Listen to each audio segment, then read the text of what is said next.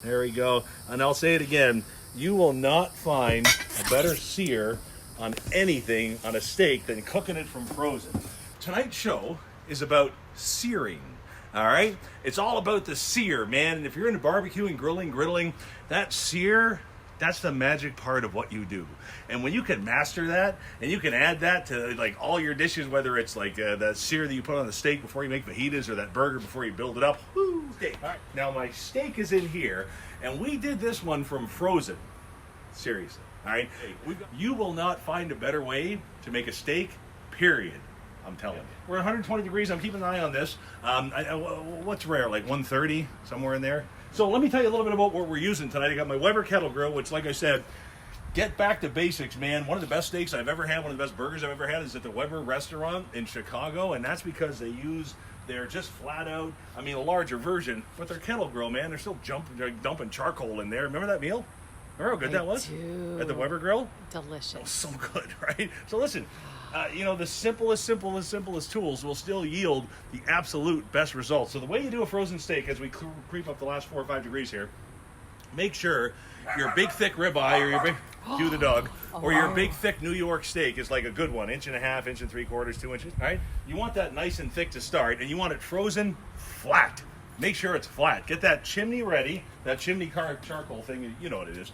All right, get it nice and hot, nice and fiery, and then you're going to set up your grill in the indirect cooking position. That means all the charcoal here, nothing here.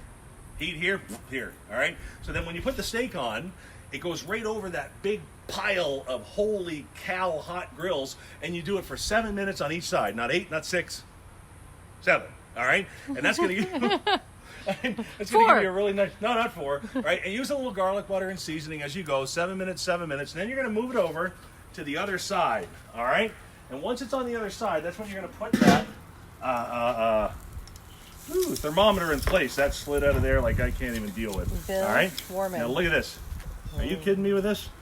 That is a sear, you guys. Let me go and put that there. And you start frozen so you can get that almost burn, that char on the outside, but then not worry about the inside. Because when you put that thermometer in, after the 7 minutes and 7 minutes, you know what happens?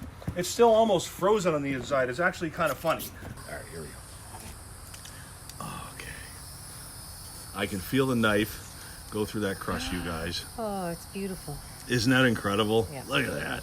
Oh, that's what we're talking about. I love it. And this is the, oh man, the perfect temperature, you guys. Take that off at 127, 128, and that is going to be absolute gold. And that crust, that, look at this, look. That sear that you created, that like 16th to 8th inch kind of just crunchy bit around that steak. Oh. Yum. Huh? I can't even. They're so. Why do you go out? Why is anybody going to a restaurant anymore? Doesn't make any sense. We get so annoyed now when we go to restaurants. So we're like, come on, man, wow us. You can't do any better at a restaurant than you're doing with this in your backyard. I'm telling you, man. This is a 25-minute, 30-minute commitment. That's all it is. Oh, man. Look at this. Look.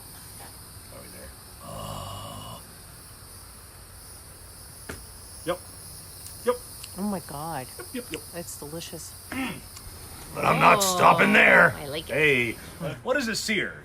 In case you're really not sure what that is, a sear is where all the natural sugars and fats that are on the top of your proteins here, your fish, your chicken, your beef, start to almost like burn and char, and they start to caramelize, and they get that kind of crispness and that just robust, that's why I'm grilling flavor.